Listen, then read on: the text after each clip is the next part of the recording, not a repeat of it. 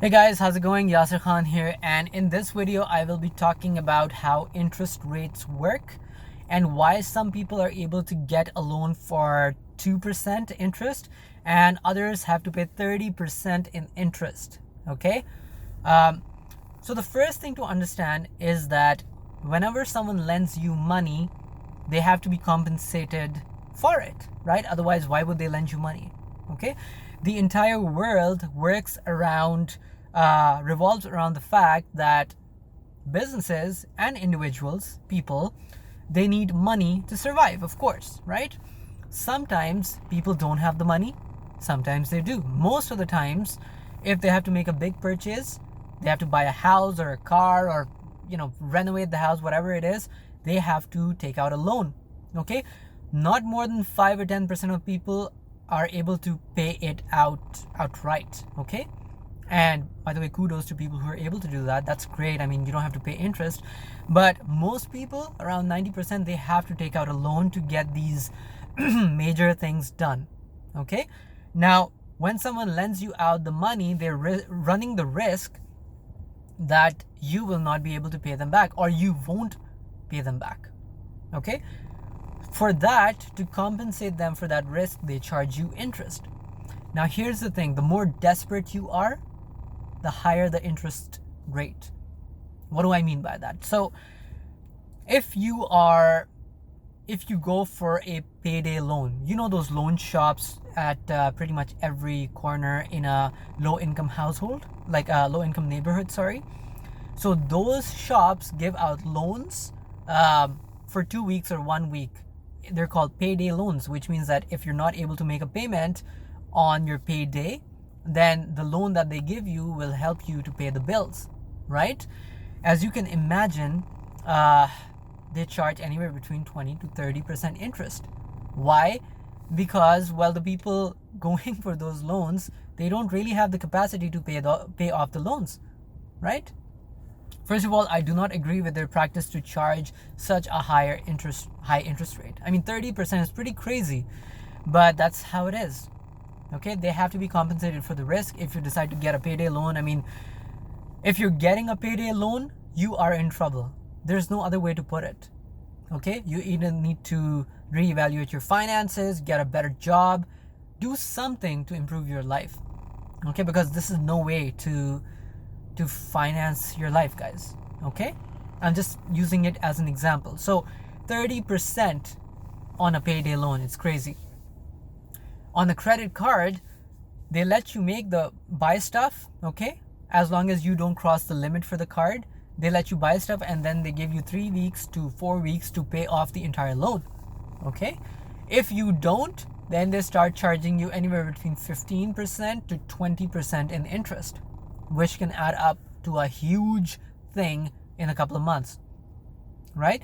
Once again, this is because they're not sure of your capacity to pay back the loan, right? Now, on the other thing, for example, if you use a credit line which is attached to your house, if you take a loan on your credit line which is attached to your house, then the interest rate is like 3 or 4%. Why? Because the lender, the bank, knows that this guy, he's not really a risk, because worst case scenario, they don't pay off their loan, we're gonna take a chunk of the house. We're gonna take a chunk of the equity in the house. So there's no way he can run without paying us. Can you see how that works? So rule number 1 is to understand that if someone is charging you a lot in interest, to them, you are higher risk. I remember when I didn't even know anything about finances, the first BMW that I got, I was paying a 7% interest on the loan on that car. Because I own my own companies, I'm not employed anywhere else. So technically, to the lender, I am a higher risk. I never used to question it because I thought that is how things work, but that's not how things work. If I was looked at as a low risk individual, they would charge me 2.99 or 3.99 instead of 6.99% as interest. Right? I hope that makes sense. So once again, the more desperate you are, or at least the more desperate you seem to the lending institution, the higher the interest that they charge you. Okay? Now, as you get more and more financially savvy, you'll be able to take out loans for 2% and invest them in assets which return you 20%. You know? It's free money. That's when it becomes free money. Remember the two rules. If you are taking out a loan yourself, make sure it is small. Okay? Make sure it is small. Number two, if you want to get out a huge loan, for example, a property loan, make sure someone else pays for it.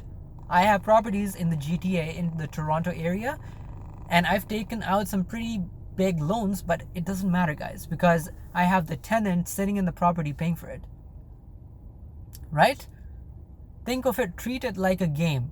Think of it as a game. It's just, you have to figure out how everything works, and then you just use it. Okay? I hope this helps. And as always, there's a big difference between putting something on your credit card, which is never a good idea if you're not going to pay it off. Okay? If you pay off your credit card every month, do it. It builds your history. I use my credit card every single chance I get because over time I've built a really good credit score. And I mean, I have access to a lot of credit, you know? I would like you to do the same as well. A lot of people say, well, you know, you should not use credit cards at all. That's not true. You should not do that. In foreign countries, in any country around the world, as long as you're responsible enough to pay off your credit card every single month, then do it. Use it. It's a facility. It allows the creditor to understand whether you're low risk or not. And once you build your credit history, man, you can get loans on autopilot. I'm talking about hundreds of thousands of dollars. Now, what most people do is they use that to buy like these fancy cars. Don't do that. Buy a house, buy a property, buy an asset. Don't buy a liability. Okay? So, yeah, sorry for going on that little rant. I just wanted to give you more information. It just came to me. So I wanted to discuss that out. Thank you once again for watching this video. Like it, subscribe to my YouTube channel.